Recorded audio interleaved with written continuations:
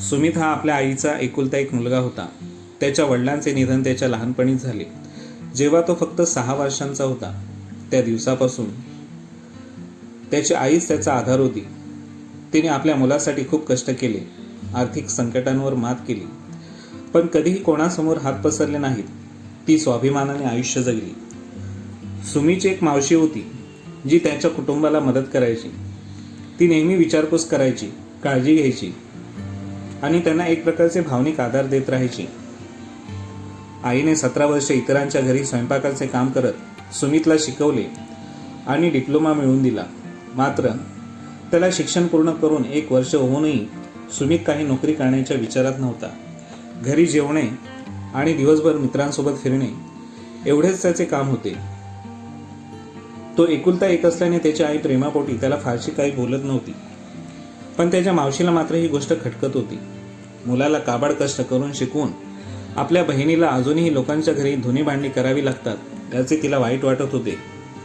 एक दिवस सुमित संध्याकाळी घरी आला, पण त्याला आई कुठेच दिसली नाही. त्याने थोडी वाट पाहिली, पण ती परत आली नाही. गोंधळलेल्या अवस्थेत तो थेट मावशीकडे गेला. मावशी, आई कुठे आहे? तुमच्याकडे आहे का?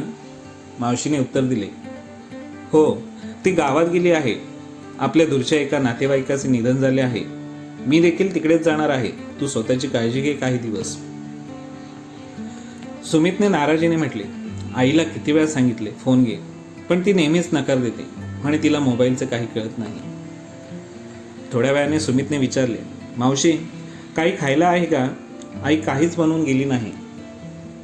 मावशी म्हणाली, अरे बेटा, माझ्याही घरी काहीच शिल्लक नाही. मी लवकरच निघणार आहे. तू बाहेरून काहीतरी खाऊन घे. मावशी निघून गेली. सुमितने त्या रात्री बाहेरून जेवण केले. त्याला वाटले आई 2-3 दिवसात परत येईल, पण दिवस जात होते आणि परिस्थिती गंभीर होऊ लागली. घरातही काही बनवण्यासारखे नव्हते. दुसऱ्या दिवशी सुमितकडे असलेले पैसे संपले. त्याने आई जिथे पैसे ठेवते ते सगळीकडे शोधले, डबे, कपाट, पण काहीच सापडले नाही. भुकेने व्याकुळ होऊन त्याने मित्रांकडे काहीतरी खाल्ले, पण त्यालाही जाणवले की असे किती दिवस चालणार. 8 दिवस झाले आणि परिस्थिती हाताबाहेर जाऊ लागली. त्याला आता आईच्या फार आठवण येत होती. सुमितने मावशीला फोन केला, मावशी, आई कुठे आहे? माझे तिच्याशी बोलणे का होत नाही? प्लीज मला तिला फोन करायला सांग ना. सुमित रडकुंडीला येऊन मावशीला विनवणी करू लागला. मावशीने उडवाउडवीची उत्तरे दिली, तू काळजी नकोस करू, आम्ही लवकरच घरी येतो. सुमित संतापला, पण त्यांच्याकडे दुसरा पर्याय नव्हता. अखेर मावशीने त्याला केटरिंगवाल्याचा नंबर दिला. त्याच्याशी बोल, आईचे नाव सांग, तो ओळखतो तिला. काही उसने पैसे माग, तो देईल तुला. मावशीने त्याला समजावत फोन ठेवला. सुमितने मोठ्या आशेने केटरिंगवाल्याला फोन केला. त्यांनी त्याला त्यांच्या जागेवर बोलवले. तिथे पोचल्यावर ट्रकमध्ये सामान लोड होत होते. मला माझ्या आईने तुमच्याकडे पाठवले आहे. मला काही उधार पैसे हवे होते. आई आली की लगेच तुम्हाला परत करीन. सुमितने विनवणी केली. उधार नाही मिळणार, केटरिंगवाला म्हणाला. त्याचे हे उत्तर ऐकून सुमित नाराज झाला. आता काय करू? उपाशीपोटी असे किती दिवस राहू? आई असे का वागली माझ्याशी? सुमित विचार करत असतानाच केटरिंगवाला म्हणाला, काम करायचं असेल तर सांग, 400 रुपये रोज मिळेल आणि काम झाल्यावर रात्री जेवण सुद्धा मिळेल. सुमितने आयुष्यात कधी काम केले नव्हते, पण त्याच्याकडे दुसरा काही पर्याय नव्हता. पैसे हवे असतील तर काम करणे गरजेचे होते. नाईलाजाने तो काम करण्यासाठी तयार झाला. तो ट्रकमध्ये सामान लोड करू लागला. एका कार्यक्रमाच्या ठिकाणी ते जाऊन पोचले. सामान उतरवले आणि जेवण करण्याची तयारी सुरू झाली. तिथे काही बायका, पुरुष आणि काही मुले काम करत होती. सर्वजण काम करताना पाहून त्याला काहीतरी वेगळेच जाणवू लागले. त्या दिवशी त्याने खूप मेहनत केली. जेवण तयार झाले. सुमितला खूप भूक लागली होती, पण पाहुण्यांचे जेवण झाल्याशिवाय त्यांना जेवण मिळणार नव्हते. पाहुण्यांनी जेवण आटोपल्यावर त्याला खूप उशिरा जेवायला मिळाले. जेवणाचा पहिला घास घेताच त्याच्या डोळ्यात अश्रू आले. त्याला भुकेचे आणि कष्टाचे खरे महत्त्व कळाले. सर्व काम झाल्यानंतर सर्व सामान पुन्हा ट्रकमध्ये लोड करण्यात आले. सुमितला त्याचे 400 रुपये मिळाले.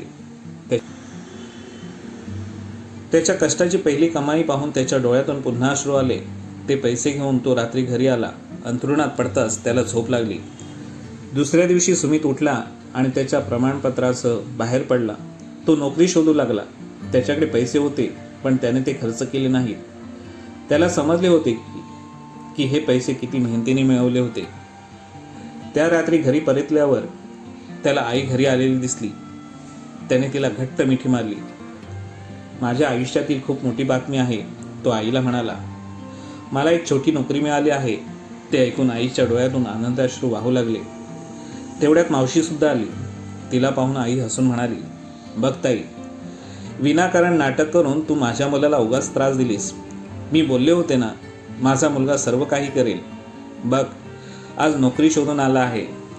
सुमितला सगळं समजलं होतं. त्याला कळलं की मावशीने हे सगळं का केलं. त्याला पटलं की हे सगळं फक्त त्याला जाग आणण्यासाठी होतं. त्याला दाखवण्यासाठी की त्याची आई किती कष्ट करत होती. त्याला शिकवलं फक्त यासाठी की त्याला अशा परिस्थितीचा कधी सामना करावा लागू नये. सुमित जाऊन मावशीच्या पाया पडला. सुमितने मावशीचे आभार मानले, कारण तिने त्याला खूप मोठी शिकवण दिली होती. मावशी त्याला म्हणाली, बस, मला फक्त काळजी होती, पण आता तुझ्या डोळ्यातील हे अश्रू पाहून मला समाधान वाटते. तुझी आई जिथे काम करत होती ते कामही सुटलं होतं. ती खूप त्रासात होती. हे तुला कधी जाणवले नव्हते. आज तू जे अनुभवलेस तेच तुझ्या आईने वर्षानुवर्षे अनुभवले आहे. तेव्हा मला वाटलं की हे सगळं करणं गरजेचं आहे. मावशीमुळे सुमितच्या जीवनाला एक नवा दृष्टिकोन मिळाला. आता तो मेहनतीने काम करत होता आणि त्याने आपल्या आईला कामावर जाण्यास बंदी घातली. एक साधा पण शक्तिशाली नाट्यपूर्ण प्रसंग त्याच्या आयुष्याचा मार्ग बदलून गेला.